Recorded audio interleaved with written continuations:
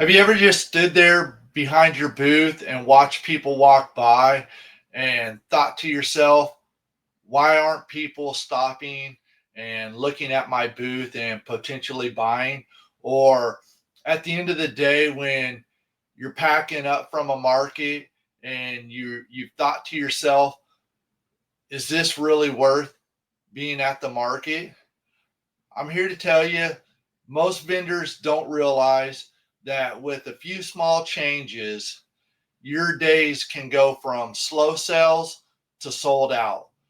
And I have 10 amazing tips that are going to help change that for you. Hey, friends, I'm Bill Davenport with Anchored Market Ventures. I've been a vendor, I've operated farmers markets, and I've been walking up and down the aisles talking to a lot of vendors and seeing a lot of booth setups through the years.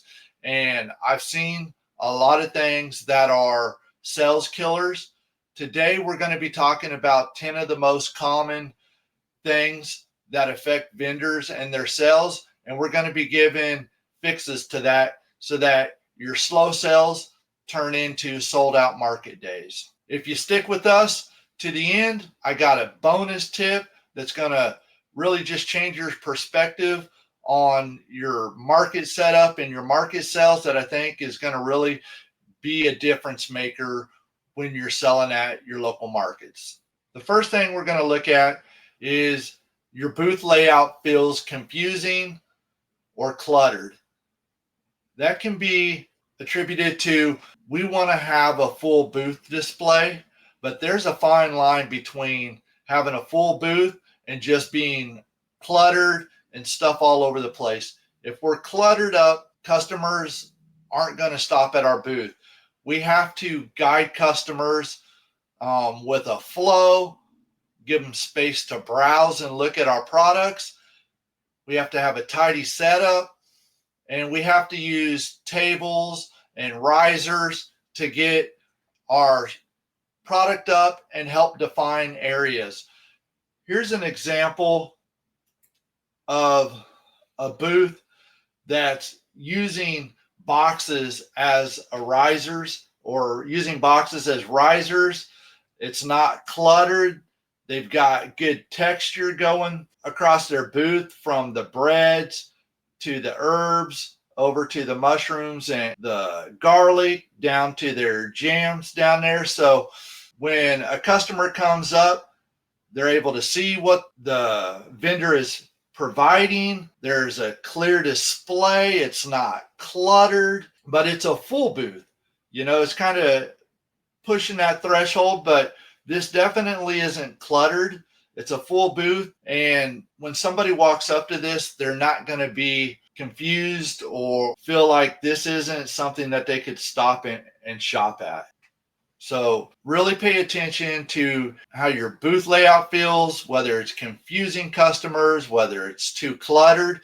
Having less is better than having more when it comes to your display, and it's going to help increase your sales and eliminate some of those slower sell days. No clear branding or story is the second. When customers are at a farmer's market, it's more than just a shopping event for them. It is an opportunity to get to know the folks that are behind the products, the folks that grow the products, the folks that make the products.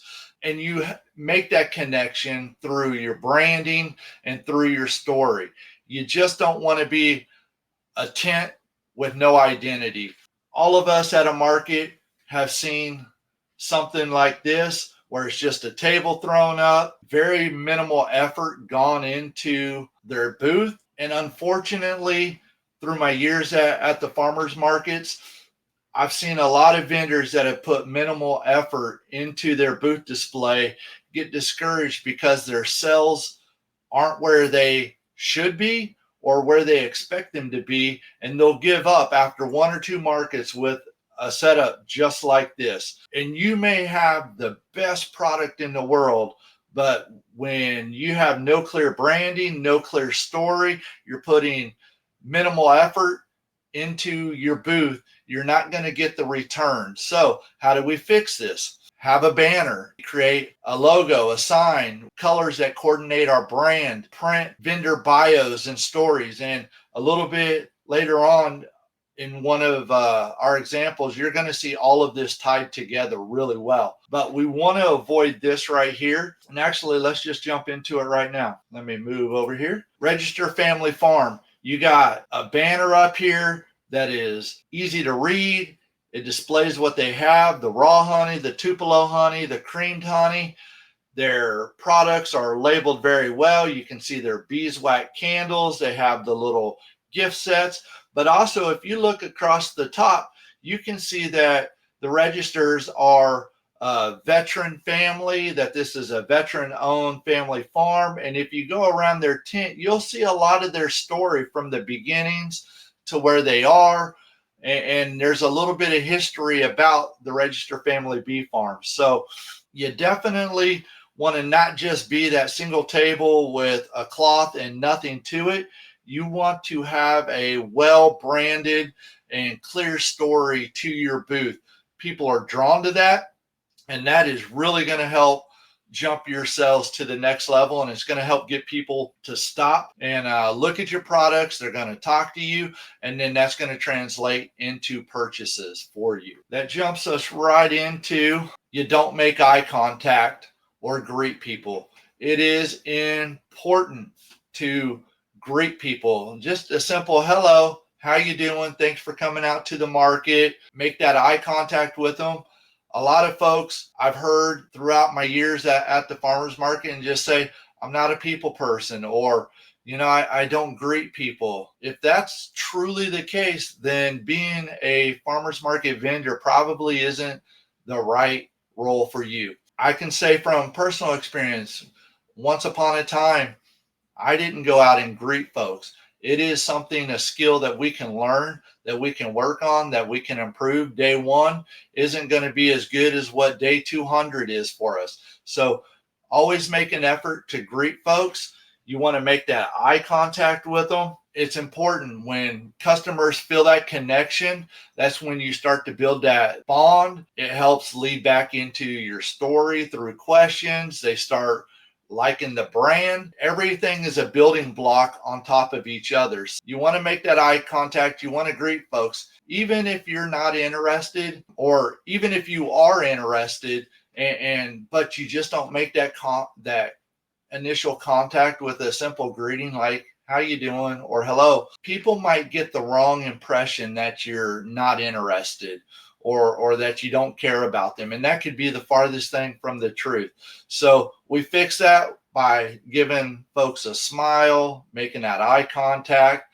Hi there. Sometimes, if you're a little shy at the beginning on saying hello, you can give people a simple nod, or just wave to them. You'd be surprised on how that can open doors to get folks to come into your booth. But a lot of times, I'd say 9 out of 10 times, if you don't greet the folks that are coming by your booth, you're going to have a hard time getting them into your booth. And if you can't get them into your booth, then you're not going to be able to make sales. So really work on that, making eye contact and greeting people. And I promise, if you start doing that consistently, you're going to start seeing your sales increase consistently. And that's going to jump us right into, your prices aren't visible or easy to read. Sometimes we like to use crazy fonts because those crazy fonts look cool, they look hip, they look unique. Sometimes simple is better.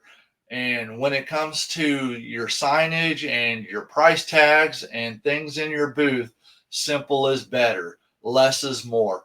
But you need to make sure that your prices are visible. When folks feel like they can't see your prices, or that they have to ask what the price of an item is, one, you may be busy with a customer, and the person that's interested in buying something but don't know the price, they feel like they're an inconvenience by interrupting you to find out what a price is. If you have stuff clearly marked, that person is going to make the decision right then and there to either buy it or not. And more than likely, they're going to buy it because they don't feel like they're burdening you by asking. And the other part of it, a lot of customers are shy. They don't want to ask for a price. If they see a price, they're going to buy it. If they don't see a price, they're not going to buy it. It comes down to something as simple as that. Make sure whatever you're selling, your prices are visible, they're simple, they're easy to read, and that they're visible to anybody that's close to your booth. A good thing to do is to step outside your booth like you're a customer. Once you have everything set up, walk by the front. Are your prices easy to read? Yes, boom, you're good to go. If they're not, make the adjustment. Or if you realize maybe the way you wrote them isn't as easy to see as you thought it was when you were writing them, take note of that at the end of the market. When you go home, make sure to make new labels that are easier to read, more legible, and then bring those to the markets the next week. And then that's going to lead us into the fifth thing that hinders us from making sales at a market, which is no product variation, or the visual wow factor is lacking in your booth.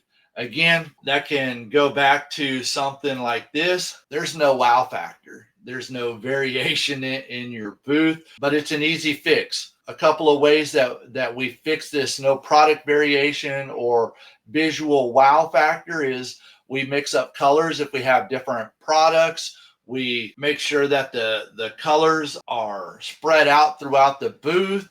We're using different types of risers and stands. Everything's not at one level. We have different products next to each other so that it's all not the same thing. We can use colors as something to create variation, levels, texture in our booth, groupings of items using props or product bundles. So in this picture, we have a lot of variation in this booth. We have the banners, we have displays, we have different boxes and jars, and then we have the different bundles and cookie bags. So make sure you have variation in your booth, because at the end of the day, we don't want to be like this. Create some wow factor in your booth that's going to draw people in. And then the sixth thing that hinders people's success at a farmer's market is not accepting credit cards, debit cards, or some sort of digital payment like Venmo or Zelle or Cash App or PayPal. There's a whole bunch of them out there. You don't need to do all of them. You need to have a way of collecting digital sales at your local market that you sell at. We're in a day and age when folks don't carry as much cash as they used to. And an added benefit of accepting cards and digital payment is a lot of folks, they may be able to buy 5, 6, 7 things. A no transaction or a minimal transaction turned into a significant or a great sell. The seventh thing that really hinders folks from making sales at your local market are no promotions or offers to create urgency. They can be as simple as buy 2, get 1 free between the hours of 10 a.m. and noon. Bundle deals where you buy 5 for $12, or they're individually $4 a piece. Whatever it is, your mind is your own limit when it comes to bundles. In this picture, they're selling crates of strawberries. Those strawberries sell for $2.50 an individual basket, or you can get 3 baskets for $6. There's a lot of different ways you can get creative to create those promotions and offers and create urgencies. I'll tell you a story real quick on a vendor from last week. This vendor has an amazing products. They're a baked good vendor, but their very first week with us, they did all right, but they didn't do great. But they were offering bundles, but their bundles for what the market was a little too much, not in price, but in what they were offering altogether. So they made some sales, but not the amount of sales they were expecting, especially knowing their product was so good. So what they did was, after the market, they went back to their drawing board. I think the first week they were offering 12 cookies for X amount. The cookies were so much a piece, but you could buy 12 a dozen for a cheaper price. And folks weren't buying them in the quantity that this vendor was expecting. So when they went back to the drawing board the next week, which was last week, they came back to the market. But what they had done was kept their cookie price the same, but they reduced that bundle to 5 cookies for X amount of dollars. Guess what? They sold out that market with 2 hours left in the market. Phenomenal. Those bundles drew people in, and people were like, hey, I can eat these cookies or baked goods right now, and if there's one or two left over, I can eat them tomorrow for breakfast or to munch on.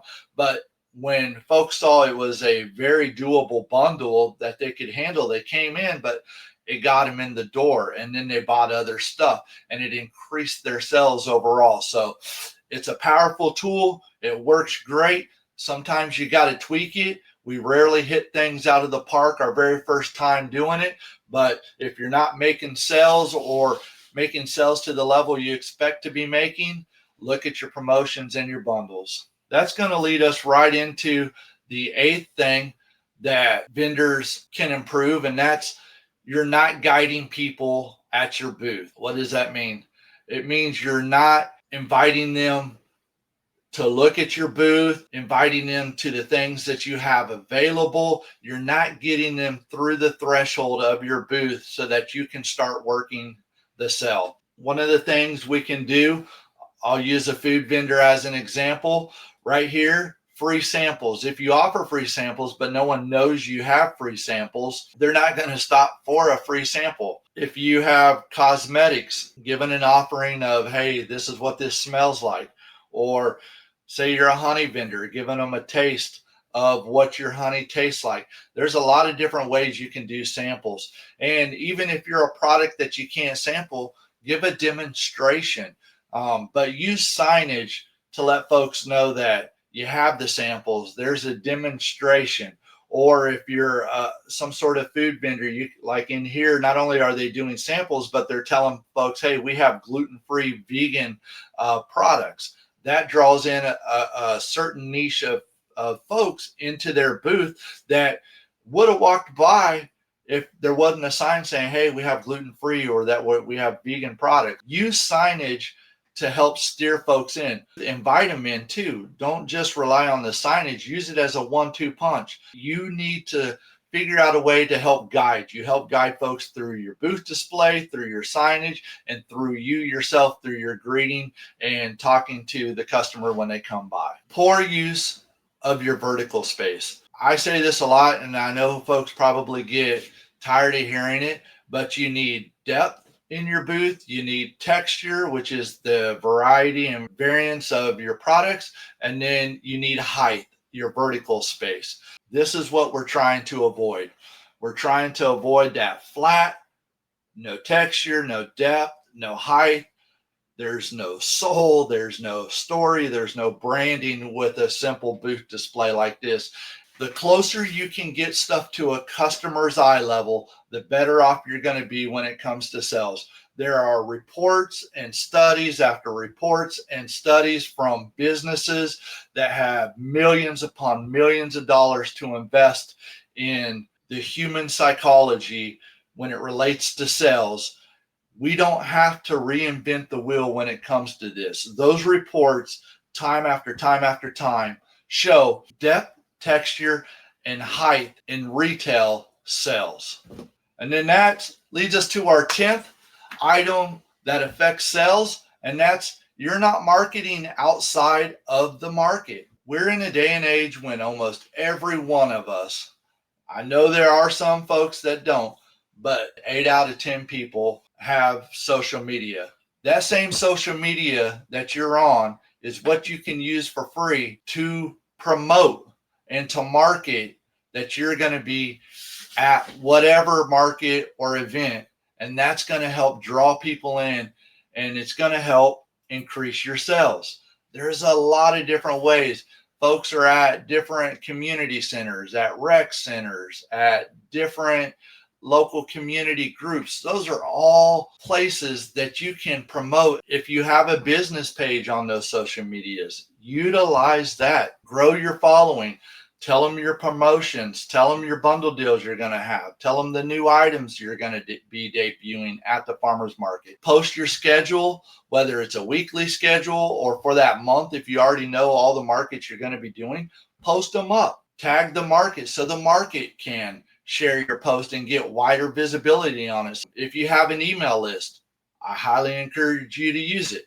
Those 10 tips, easy to fix, easy to overlook, and not realize that they're affecting you and your sales at your local farmers market. You're going to see your sales go from low sales to some sold out days. I'd say these are the 10 most common items that hurt vendors.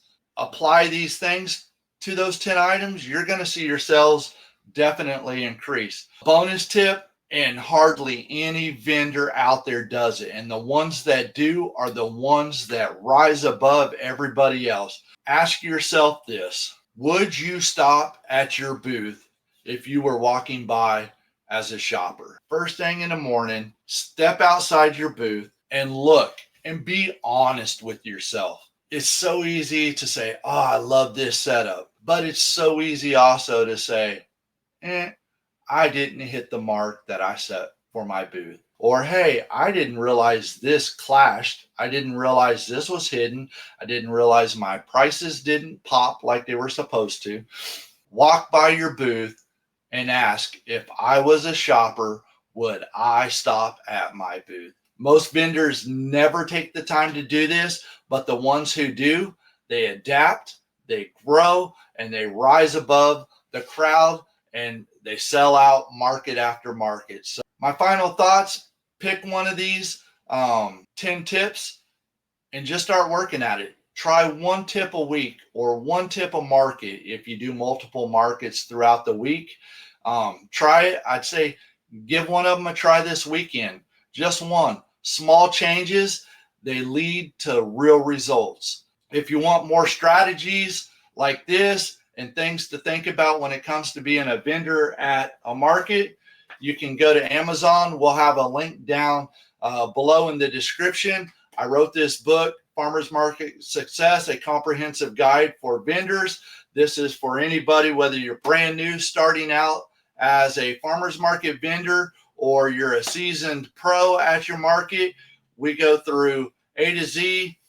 We get into being a vendor, things to consider, and we believe this is a great guide. On top of that, it's a great way to help support us here at Anchored Market Ventures.